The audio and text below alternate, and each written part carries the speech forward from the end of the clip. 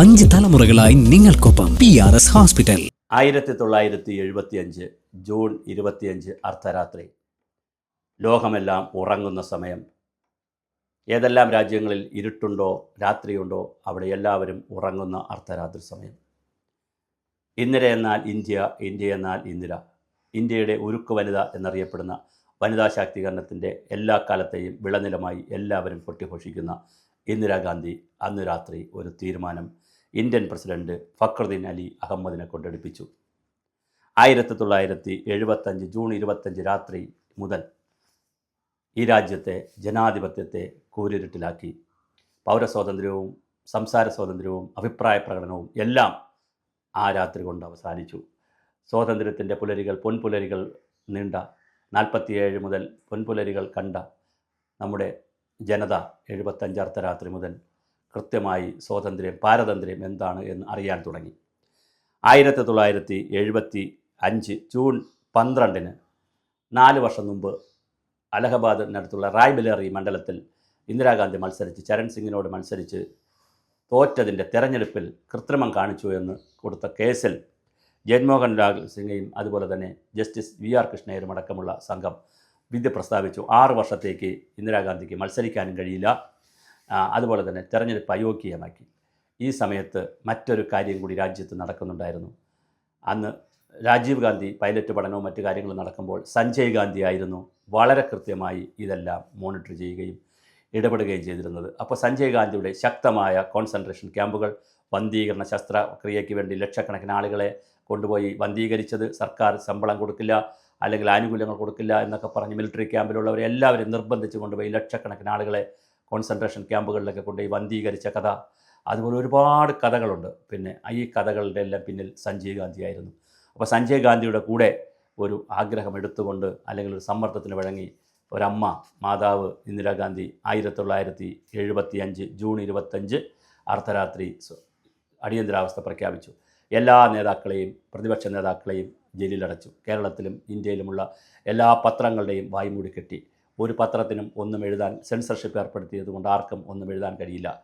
വലിയ തോതിലാണ് രാജ്യത്ത് അടിയന്തരാവസ്ഥ 1977 മാർച്ച് 27 വരെ 2 വർഷക്കാലം ഏകദേശം 630 ദിവസത്തോളം വലിയ സംഹാര താണ്ഡവമാടിയത്. കേരളത്തിലും അതിൻ്റെ അനുരണനങ്ങളുണ്ടായി. നമ്മുടെ വർഗീസും അതുപോലെ തന്നെ വിജയൻ, വർക്കലയിലെ വിജയൻ ഒക്കെ വലിയ തോതിലാണ്, നക്സലൈറ്റ് ഒന്നും അല്ലാതിരുന്ന വിജയൻ പുതിയ ആശയങ്ങൾ വായിച്ചു, പുസ്തകങ്ങൾ വിറ്റു എന്നുള്ളതൊക്കെ കാരണമൊക്കെ പറഞ്ഞുകൊണ്ട് 23-24 വയസ്സുള്ള വിജയനെ, വർക്കല വിജയനെ വലിയ രീതിയിൽ തടവിലാക്കി കൊന്നത്. ഇപ്പോഴും എങ്ങനെയാണ് കൊന്നത്, വർക്കല വിജയൻ എവിടെയെന്ന് ആർക്കും അറിയില്ല. അതിനേക്കാളൊക്കെ വളരെ ഗൗരവമായി ഒരു അച്ഛൻ്റെ ആത്മാവ് ഇപ്പോഴും മഴയത്ത് നിൽപ്പുണ്ട്. ഈശ്വര വാര്യർ എന്ന ഹിന്ദി അധ്യാപകൻ, പ്രൊഫസറായിരുന്ന ആ വന്ധ്യവയോധികൻ്റെ ആത്മാവ് ഇപ്പോഴും കേരളത്തിൻ്റെ അന്തരീക്ഷത്തിൽ നിന്നുകൊണ്ട് നമ്മോട് ചോദിക്കുന്നു, കോഴിക്കോട് റീജിയണൽ എഞ്ചിനീയറിംഗ് കോളേജിൽ പഠിച്ച ഒരു തെറ്റും ചെയ്യാതിരുന്ന എൻ്റെ മകൻ രാജൻ എവിടെ? കക്കയം ക്യാമ്പിൽ കൊണ്ടുപോയി അന്ന് ജയറാം പടിക്കൽ IPS മെഡിക്കൽ ഡോക്ടർ കൂടി പഠിച്ചിട്ടുള്ള ജയറാം പടിക്കലിനറിയാം ഒരു മനുഷ്യനെ നേരിട്ട് കൊല്ലുന്നതിനേക്കാൾ ഉരുട്ടി നമ്മുടെ ഇരുമ്പുലൊക്കെ കൊണ്ട് തുടകളിലും കാലുകളിലും ശരീരത്തിലൊക്കെ ഉരുട്ടിയാൽ ഉണ്ടാകുന്ന ഗുണവും, അതിങ്ങനെ ഇഞ്ചിഞ്ചായി കൊന്നാൽ സത്യം പറയിക്കാനുള്ള കഴിവൊക്കെ കിട്ടും എന്നുള്ള, അല്ലെങ്കിൽ പ്രതിയെക്കൊണ്ട് സത്യം പറയിക്കാമെന്നുള്ള അദ്ദേഹത്തിൻ്റെ ചില ഈ ന്യൂറോ സയൻസ് ഒക്കെ പഠിച്ചതിൻ്റെ ഭാഗമായിട്ടുള്ള ചില പ്രക്രിയകളുടെ ഭാഗമായി രാജനെ കക്കയം ക്യാമ്പിൽ, കോഴിക്കോട് ജില്ലയിലെ കക്കയം ക്യാമ്പിൽ കൊണ്ടുപോയി ഉരുട്ടിയ കഥ വളരെ വിചിത്രമാണ്. രാജൻ എന്ത് സംഭവിച്ചു? രാജനെ കാണാനില്ലാതായി. അന്ന് ആഭ്യന്തരമന്ത്രിയായിരുന്ന കരുണാകരനോടും മുഖ്യമന്ത്രി അച്യുതമേനോനോടും ഈശ്വര വാര്യർ പോയി പറയുന്നതും എന്താണ് എന്ന് ചോദിക്കുമ്പോൾ ഒരു അച്ഛൻ്റെ ദുഃഖം. പിന്നെ നമ്മൾ കാണുന്നതും ഒരു പിറവി എന്ന് പറയുന്ന ഷാജിയുടെ സിനിമ, അന്തരിച്ചു പോയ ഷാജിയുടെ സിനിമയൊക്കെ വന്നു, നമ്മളെല്ലാം കണ്ടു. തിരുവനന്തപുരത്ത് ഇന്നിപ്പോൾ ശാസ്തമംഗലത്തിനടുത്തുള്ള ACV ചാനൽ പ്രവർത്തിക്കുന്നിടത്തൊരു സ്മാരക കെട്ടിടമുണ്ട്. ആ കെട്ടിടത്തിനകത്താണ് വർക്കല വിജയനെ കൊണ്ടുപോയി ഇടിച്ച് പദമെടുപ്പിച്ചത്. അപ്പോൾ ഇതെല്ലാം അന്ന് പോലീസിൻ്റെ സംഹാര താണ്ഡവമാണ്. ഓഫീസുകളിൽ കൃത്യമായി എല്ലാവരും സമയത്തിനെത്തണം, സമയത്ത് കഴിഞ്ഞാലും പോകാൻ കഴിയില്ല. നേരിട്ടുള്ള രാഷ്ട്രപതിയുടെ ഭരണമാണ്. ഇന്ദിരാഗാന്ധി പറഞ്ഞ ന്യായം, ലോകരാജ്യങ്ങൾ നമ്മളെ ആക്രമിക്കാൻ പോകുന്നു, അതുകൊണ്ട് ഒരു സുരക്ഷിതത്വത്തിന് വേണ്ടി എന്നൊക്കെയാണ്. പക്ഷേ പാരതന്ത്ര്യത്തിൻ്റെ വലിയ ചങ്ങലക്ക കൂട്ടുകൾ ഇന്ത്യൻ ജനതയുടെ മേൽ കരുനിഴൽ പോലെ വീഴ്ത്തിയ ഒന്നായിരുന്നു അടിയന്തരാവസ്ഥ. അതിനുശേഷമാണ് ജയപ്രകാശ് നാരായണനും ജനസംഘവും ജനതാ പാർട്ടിയും ഒക്കെ ഉദയം ചെയ്യുന്നത്. രാജ്യമാകെ തെരഞ്ഞെടുപ്പ് നടന്ന 77 കേരളം എന്നും അപ്പോഴും മാറി ചിന്തിച്ചില്ല. കേരളം കോൺഗ്രസിനോടൊപ്പം നിന്നു. പക്ഷേ രാജ്യം ഇന്ദിരയെ എടുത്ത് കടലിലെറിഞ്ഞു എന്നുള്ള രീതിയിലൊക്കെയുള്ള വലിയ വാർത്തകൾ വന്നു. ഇന്ദിരാഗാന്ധി ഉൾപ്പെടെ തോറ്റു. തീർച്ചയായും അടിയന്തരാവസ്ഥയുടെ കരാള ഹസ്തങ്ങളിൽ രാജ്യത്തിലെ ഒരുപാട് ചെറുപ്പക്കാർ, പ്രത്യേകിച്ച് കമ്മ്യൂണിസ്റ്റുകാർ, നക്സൽ വിശ്വാസമുള്ളവർ, മാവോ വിശ്വാസമുള്ളവർ, കോൺഗ്രസ്സുകാർ, മറ്റ് RSSകാർ, മറ്റ് BJP എന്നില്ല, മറ്റ് എല്ലാ പാർട്ടിയിലും പെട്ട ആളുകൾ, ജനസംഘക്കാർ, സ്വതന്ത്ര പത്രപ്രവർത്തകർ, എല്ലാവരെയും അല്പമെങ്കിലും ചിന്തിക്കുകയും അഭിപ്രായം പറയുകയും ചെയ്തിട്ടുള്ള എല്ലാവരെയും തുറങ്കിലടയ്ക്കുകയും മർദ്ദിക്കുകയും ചെയ്ത കാളരാത്രികളായിരുന്നു 2 വർഷക്കാലത്തോളം. എന്തായാലും ഇന്ന് 50 വർഷം പിറകോട്ട് ചിന്തിക്കുമ്പോൾ ജൂൺ 25 ഇതേ ദിവസമാണ് ഇന്ദിരാഗാന്ധിയുടെ ആ ഒരു കറുത്ത നിയമം രാജ്യത്ത് കരിനിഴൽ പടർത്തിയത്.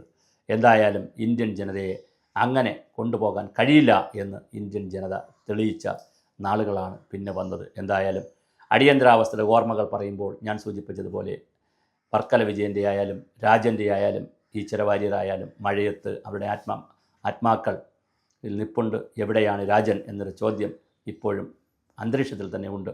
അതുപോലെ ഒരുപാട് രാജന്മാർ, ഒരുപാട് വിജയന്മാർ രാജ്യമാകെ മരിച്ച, കൊന്ന, കൊലപാതകം നടത്തിയ കക്കയം ക്യാമ്പ് പോലുള്ള, തിരുവനന്തപുരത്തിൻ്റെ കോൺസെൻട്രേഷൻ ക്യാമ്പ് പോലുള്ള ആയിരക്കണക്കിന് ക്യാമ്പുകളിലൂടെ 10,000-ങ്ങളെ ലക്ഷങ്ങളെ കൊന്ന, അഭിപ്രായ സ്വാതന്ത്ര്യത്തിന് കൂച്ചുവിലം കെട്ട ആ പാരതന്ത്ര്യത്തിൻ്റെ നാളുകൾ കഴിഞ്ഞു.